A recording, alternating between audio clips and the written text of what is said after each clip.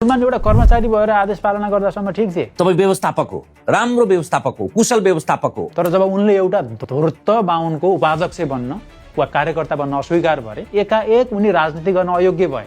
उनी मुख्य नेतृत्व गर्न योग्य छैनन्, किनभने त्यो राजनेताको हैसियतका लागि चाहिँ अर्कै गुण भएको पात्र हुनुपर्छ। राजनीतिक गुण भएकै राजनीतिक नस्लकै पात्र चाहिन्छ।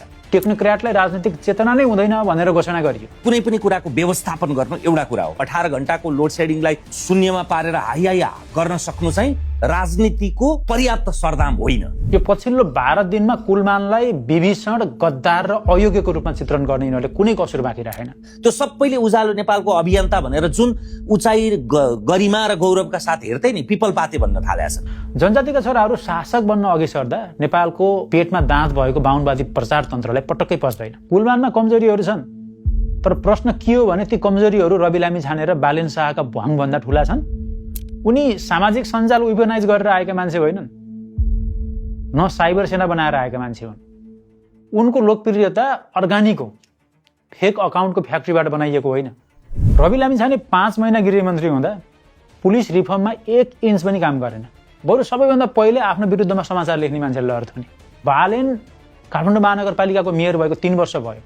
यो 3 वर्षमा कुनै पनि वर्ष बजेटको 30% भन्दा बढी खर्च भएन। न 6 महिनामा हटाउँछु भनेको काठमाडौँको प्रदूषण र फोहोर हट्यो।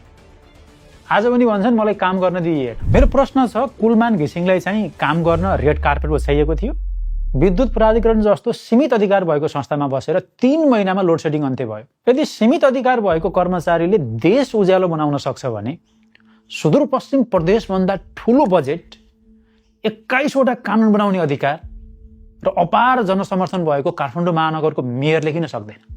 अनि मेयर बन्नु अघि मलाई काम गर्न दिँदैनन्, काम गर्न सजिलो छैन भन्ने कुरा थाहा थिएन? यो त दुनियाँलाई थाहा थियो त। यथार्थ के हो भने रवि र बालेनलाई चुनाव जित्नको लागि कुलमान चाहिएको थियो। चुनाव जित्नैको लागि प्रधानमन्त्री र पार्टी अध्यक्षको भागभण्डा भयो। यदि यिनीहरूको वैचारिक सिद्धान्त साँच्चैकै मिल्थ्यो भने 1 महिना अघि मात्रै बालेनले आरएसपी भनेर स्ट्याटस लेख्ने थिएन।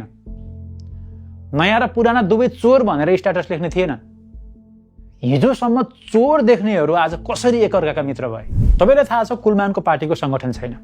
यो कुरा कुलमानलाई पनि थाहा छ। रवि बालेनको गठबन्धनमा जाँदा सबैभन्दा बढी राजनीतिक फाइदा त कुलमानलाई नै हुन्थ्यो नि त।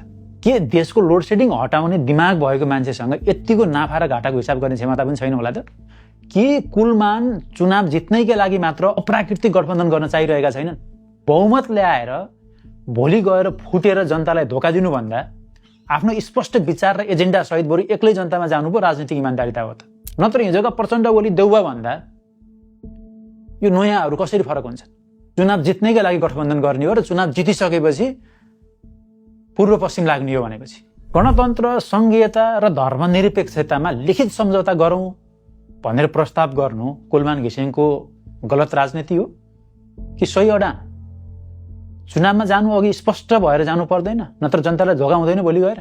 टीकाराम यात्रीको परिभाषामा राजनीति भनेको पेटमा दाँत राख्नु, टिकडम गर्नु, मुखमा राम बगलीमा छुरा गर्नु होला। तर नेपाली जनताले चाहेको राजनीति भनेको बिपी र किशुनजीको जस्तो एजेन्डामा प्रष्ट, व्यवहारमा सफा र साधुकीपूर्ण राजनीति हो। कुलमानले त्यही बाटो रोजेका पनि त हुन सक्छन् नि। यतातिर चाहिँ हामीले किन नसोचेको? मैले अगाडि एउटा धूर्त बाहुन भने, यसको अर्थ बाहुनहरू धूर्त हुन्छन् भनेको होइन। किशुनजी पनि बाहुन नै हुनुहुन्थ्यो, म पनि बाहुन हो, तर म त धूर्त छैन। भन्न खोजेको कुरो के हो भने नेपालको सत्तामा बस्न जाने मानिसको दिमाग चाहिँ बाहुनवादी धूर्तताले भरिएको हुन्छ भनेको। उसो त नेपालमा समानताको अधिकारको लागि सबैभन्दा बढी आवाज उठाउने समुदाय नै बाहुन समुदाय हो। बाहुनहरूले समानता र सामाजिक न्यायको लागि खेलेको भूमिका अतुलनीय छ।